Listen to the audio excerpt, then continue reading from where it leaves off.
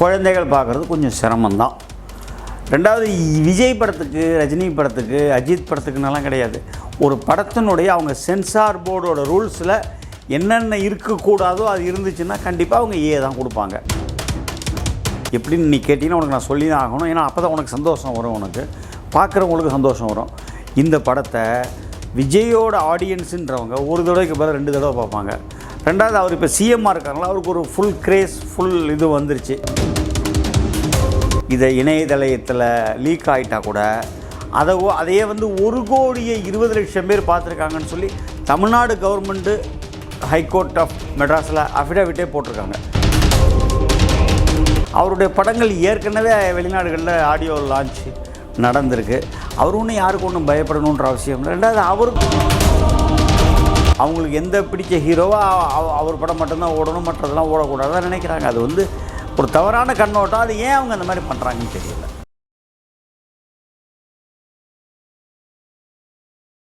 Sir வணக்கம். வணக்கம் sir. ஒரு வழியாக ஜனநாயகன் திரைப்படம் ரிலீஸ் டேட் அனௌன்ஸ்மெண்ட் பண்ணிட்டாங்க. இது எப்படி பார்க்குறீங்க? அதே ஒரு வழியாக ஜனநாயகன் ரிலீஸ் டேட் அனௌன்ஸ் பண்ணியிருக்காங்க. ஆமாம் சார், நம்ம எதிர்பார்த்துட்டு இருந்தோம்ல, இது வருமா? நம்ம எதிர்பார்த்தது ஜனவரி 9. அதுக்கப்புறம் அந்த சென்சாரில் ப்ராப்ளம்லாம் வந்துச்சு. அது உனக்கு நல்லா தெரியும், எல்லா மக்களுக்கே தெரியும்.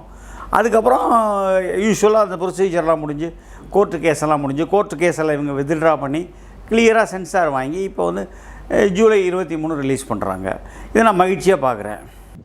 ஆமாம் சார். அதேமாதிரி இன்னொரு பக்கம் பார்க்க போனால், ஒரு பக்கம் மகிழ்ச்சி, அந்த இன்னொரு பக்கம் சென்சார் போர்டு இந்த படத்துக்கு சர்டிஃபிகேட் கொடுத்துட்டாங்க. ஸோ பெரும்பாலும் விஜய் படம் யூ இல்லை யூபிஏ தான் கிடைக்கும். ஸோ இந்த படம் சர்டிஃபிகேட் கிடைச்சதுனால இந்த குழந்தைகள் பார்க்குறது கொஞ்சம் இதுவாக இருக்கும்ல சார்? குழந்தைகள் பார்க்குறது கொஞ்சம் சிரமம்தான். ரெண்டாவது, விஜய் படத்துக்கு, ரஜினி படத்துக்கு, அஜித் படத்துக்குன்னெல்லாம் கிடையாது. ஒரு படத்தினுடைய அவங்க சென்சார் போர்டோட ரூல்ஸில் என்னென்ன இருக்கக்கூடாதோ அது இருந்துச்சுன்னா கண்டிப்பாக அவங்க தான் கொடுப்பாங்க. அது இவர் படம் அவர் படம்னெல்லாம் பார்க்க மாட்டாங்க அவங்க. ஆமாம் சார். இப்போ எப்படின்னா பெரும்பாலும் விஜய் படங்கள் குழந்தைகள் தான் நிறைய பார்ப்பாங்க. வயதானவர்களை விட குழந்தைகள் நிறைய பார்க்குற ஆடியன்ஸ் நிறையா இருக்குது. ஸோ இப்போ அது ஒரு ட்ராபேக் தானே சார்? இப்போ சர்டிஃபிகேட் கொடுத்ததுனால ட்ராபேக் தான். இது உனக்கு எத்தனை தடவை சொல்லணும்? ட்ராபேக் தான் சார். இப்போ ஏற்கனவே எதிர்பார்த்த வசூல்னு ஒன்று இருக்கும். நம்ம தமிழ்நாட்டில் இவ்வளோ வரும்னு எதிர்பார்க்கலாம். ஸோ இப்போ அந்த வசூல் விவரம் கொஞ்சம் குறையதான் ஆரம்பிக்கும் இந்த சர்டிஃபிகேட்னால. அதனால கொஞ்சம் குறைஞ்சாலும் வேற ஒரு விதத்தில் அது ரைஸ் ஆகிடும். எப்படின்னு நீ கேட்டிங்கன்னா உனக்கு நான் சொல்லி தான் ஆகணும். ஏன்னா அப்போ தான் உனக்கு சந்தோஷம் வரும், உனக்கு பார்க்குறவங்களுக்கு சந்தோஷம் வரும். இந்த படத்தை விஜயோட ஆடியன்ஸுன்றவங்க ஒரு தடவைக்கு பதில் 2 தடவை பார்ப்பாங்க. ரெண்டாவது, அவர் இப்போ சிஎம்மாக இருக்காங்களா, அவருக்கு ஒரு ஃபுல் கிரேஸ், ஃபுல் இது வந்துருச்சு. அதுக்கு எக்ஸ்ட்ரா ஆடியன்ஸ் வரதான் செய்வாங்க. ஸோ அது கலெக்ஷனை எப்படி பண்ணுங்கிறது எனக்கு 23ஆம் தேதி மத்தியானம் என்னால் 1 மணிக்கு தான் சொல்ல முடியும். ஏன்னா காலையில் 9 மணிக்கு ஷோ, படம் ஓடும்போது ஒரு 12-12:30 ஆகிடும். 1 மணிக்கு நான் I can judge. Okay sir. இப்போ உங்களுக்கே தெரியும், இந்த படம் ஏற்கனவே இணையதளங்களில் கசிஞ்சிருச்சு. இந்த படம் நிறைய பேர் பார்த்துட்டாங்க. அது வேறு இல்லாமல் ஸோ பார்த்ததுக்கு அப்புறமும் தேட்டர்லேயும் ஒரு வாட்டி இது பார்க்கணுன்னு ஆசைப்படுவாங்கன்னு நினைக்கிறீங்களா மக்கள்? கண்டிப்பாக படுவாங்கன்னு நினைக்கிறேன். என்ன காரணம்னு கேட்டால், எல்லார் வீட்லேயுமே வெங்கடாஜலபதி படம் இருக்குது. சிலர் வீட்டில் வெங்கடாஜலபதியுடைய சிலை கூட வச்சுருப்பாங்க. பட் எல்லோரும் ஏன் திருப்பதி போகிறாங்க? அது வேறு அனுபவம், அது வேறு ஒரு மேட்ரு. அது மாதிரி இதை இணையதளத்தில் லீக் ஆகிட்டா கூட அதையே 1,20,00,000 பேர் பார்த்துருக்காங்கன்னு சொல்லி தமிழ்நாடு கவர்மெண்ட்டு ஹைகோர்ட் ஆஃப் மெட்ராஸில் அஃபிடவிட்டே போட்டிருக்காங்க. ஸோ அதையும் மீறி ஜனங்கள் வருவாங்க, பார்ப்பாங்க. தேட்ரிக்கல் எக்ஸ்பீரியன்ஸ் அப்படிங்கிறது இட் இஸ் டிஃப்ரெண்ட்டு. தேட்டரில் போய் ஒரு குரூப்பாக, ஃபேமிலியாக, ஒரு 10 ஃப்ரெண்ட்ஸு சேர்ந்து படம் பார்க்குறது ஒரு பெட்டர் எக்ஸ்பீரியன்ஸு. ஒரு 4 தின்பண்டங்கள் வாங்கி சாப்பிட்டுக்கிட்டே அவங்க ஜாலியாக படம் பார்ப்பாங்க. அந்த எக்ஸ்பீரியன்ஸை தே ஓன்ட் மிஸ் இட். உங்களுக்கே தெரியும் நினைக்கிறேன் சார். ஏற்கனவே தமிழ் திரைப்படம் ஜக்கு பாயும் ஒரு திரைப்படம் நினைக்கிறேன். அது ஆல்ரெடி படம் ரிலீஸ் ஆகிறதுக்கு முன்னாடி இது மாதிரி தான் படம் லீக் ஆகிடுச்சு. இன்னும் 2-3 சில திரைப்படங்களும் ஒரு தமிழ் சினிமா லீக் ஆகிருக்கு. ஆனால் அந்த லீக்கான திரைப்படங்களை தேட்டரில் பெரிய வரவேற்பு பெற்றிருக்கான்னு பார்த்தீங்கன்னா நிச்சயமாக இல்லை அப்படின்னு தான் சொல்ல தோணும். ஸோ இந்த படம் முதல்வராக இருக்கார், ப்ளஸ் முன்னணி நடிகராக இருந்தவர். ஸோ அதை பேஸ் பண்ணி நம்ம வரும்னு எதிர்பார்க்கலாமா? முன்னணி நடிகராக இருந்தவர் இல்லை, இருக்கிறவர். அதில் ஒன்றும் பெரிய சினிமா விட்டு அரசியல் போயிட்டார். செகண்ட் இல்லை இருந்தவர்னு இல்லை, இப்போ இருக்கிறப்பவும் அவர் தான் இருந்துகிட்டு இருக்கார். அது ஒன்றும் செகண்ட் ஒப்பீனியன் கிடையாது. நீங்கள் சொல்கிற ஜக்குபாய்ங்கிற ஒரு படம் சரத்குமார் சார் படம். இப்போ வேறு 2-3 படங்கள், அந்த படத்தோட பேர் கூட உங்களுக்கு சொல்ல தெரியல. அப்போ அது அந்தளவுக்கு முக்கியத்துவம் பெறாத படங்கள். இது அப்படி இல்லை, இது ஒரு முக்கியத்துவம் பெறக்கூடிய படங்கள். தமிழ்நாட்டு மக்களால் மிகவும் நேசிக்கப்படக்கூடிய, ஒரு 35% ஓட்டு வாங்கி ஒரு மிகப்பெரிய ஒரு வெற்றியை அடைஞ்சிருக்கக்கூடிய ஒரு சிஎம்மாக இருக்கிறனால எல்லோரும் அதை விரும்பி பார்ப்பாங்க. சார் இப்போ ஜனநாயகன் ஒரு பக்கம் இது மாதிரி எல்லாமே ஃபினிஷ் ஆகிட்டு ரிலீஸுக்கு தயாராக இருக்குது. பெரும்பாலும் முன்னணி நடிகர் படங்கள் தமிழகத்தில் திரையரங்கில் போட்டா போட்டி நடக்கும். ஸோ இந்த படத்துக்கு அந்த மாதிரி போட்டா போட்டி இருக்கா? எத்தனை திரையரங்குகள் தமிழ்நாட்டில் ரிலீஸ் ஆகும்? தமிழ்நாட்டில் சுமார் 800 திரையரங்குகளில் ரிலீஸ் ஆகும். 1000 ஸ்க்ரீனுக்கு வாய்ப்பு இல்லையா சார்? எந்த திரைப்படமே ஒரு 1000 தியேட்டருங்கிறதுக்கு சாத்தியமே இல்லை.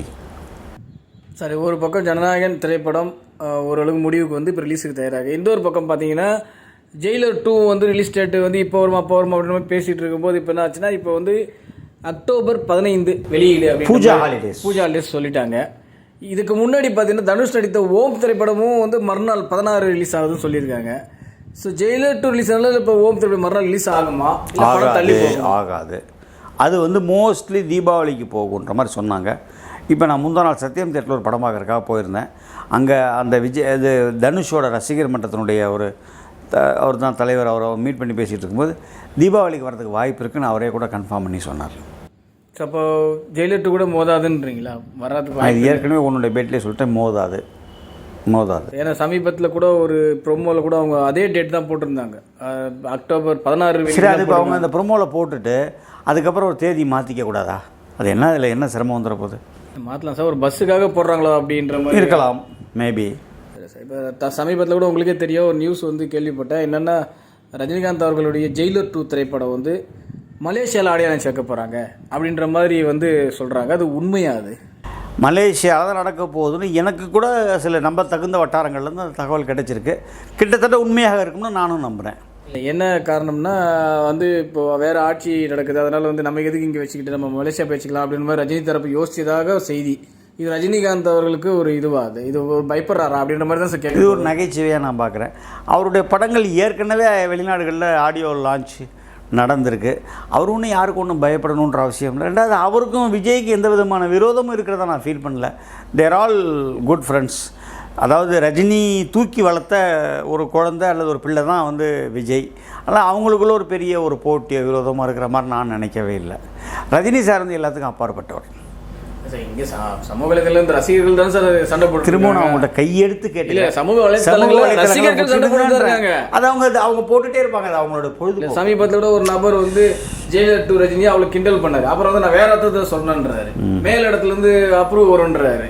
யாருக்கு நீங்கள் எல்லாமே அந்த கேள்விக்கு எல்லாமே தெளிவான விளக்கத்தை அந்த நபர்கிட்ட கேட்கணும், என்கிட்ட கேட்கக்கூடாது. இல்லை சார், இப்போ இது மாதிரி ஒரு படம் வந்து ஓடணும் தான் எல்லாரும் நினைப்போம். யாரும் ஓடக்கூடாது, அழிஞ்சு போகணும்னு நினைக்கக்கூடாது. ஆனால் ஒரு சில தரப்பு ரசிகர்கள் மட்டும்தான் எந்த படமும் ஓடக்கூடாது அப்படின்னு நினைக்கிறாங்க. அது என்ன? எல்லா ரசிகர்களுமே அப்படி தான் இருக்காங்க. அவங்களுக்கு எந்த பிடிச்ச ஹீரோவோ அவர் படம் மட்டும்தான் ஓடணும், மற்றதெல்லாம் ஓடக்கூடாதுதான் நினைக்கிறாங்க. அது வந்து ஒரு தவறான கண்ணோட்டம். அது ஏன் அவங்க அந்த மாதிரி பண்ணுறாங்கன்னு தெரியல. சமீபத்தில் இன்னொரு செய்தியும் வந்திருக்கு. என்னென்னா, நடிகர் அஜித் குமாரோடைய அடுத்த திரைப்படத்தை அவரது மனைவியே தயாரிக்க போகிறாங்க அப்படின்ற மாதிரி செய்தி. இது உண்மையா சார்? இது கிட்டத்தட்ட உண்மை தான். அது அவர் அஜித்தே அந்த படத்தை ப்ரொடக்ஷன் பண்ணுறாரு, ஆதிக் தான் படம் டைரக்ட் பண்ணுறாருன்னு சொல்கிறாங்க. இது வந்து ஒரு எனக்கு உறுதிப்படுத்தப்படாத தகவல். ஏன்னா ஆதிக்கு நான் ஃபோன் போட்டேன், ஆதிக்கு எடுக்கலை. எடுத்தால் நான் கன்ஃபார்ம் பண்ணி சொல்லிடுவேன். ஆனால் இது கிட்டத்தட்ட ஒரு 95% இதை நம்பலாம்னு நான் நினைக்கிறேன்.